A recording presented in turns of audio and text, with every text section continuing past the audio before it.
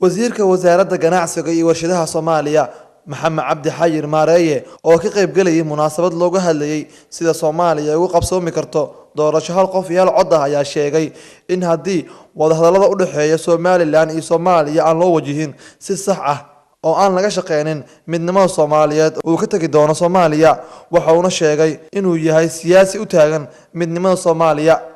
Somaliland system ahaan way ka horeysaa koonfurta doorashooyinka waxaan doonaynaa inaanu iyaga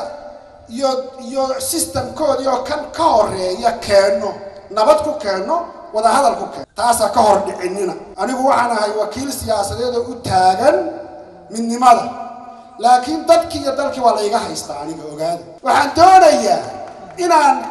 u taagnaado in dad Soomaaliyeed oo midnimo raba weli jira haddaan u arko in la sii dhagrayo anna waa tegaya waa in daacad laga yahay systemkaas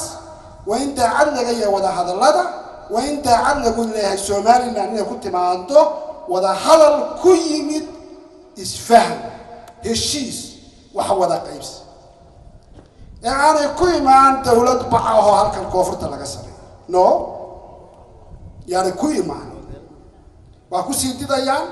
wada hadalladaasi burburaaya waxba kuma gaadhayn. wasiir Maareeye ayaa sheegay in guddiga doorashooyinka aan laga yeeli doonin inay sameeyaan marka la gaaro doorashada in kuraasta Somaliland la isku keeno gobolka Banaadir halkaas oo lagu doorto balse loo baahan yahay inay ka shaqeeyaan midnimada iyo doorasho loo dhan yahay. system baa dadka u taagan midnimadu halka uga qayb qaadan doona idinka iyo madaxda kale ee dawladdu ay sameeyeen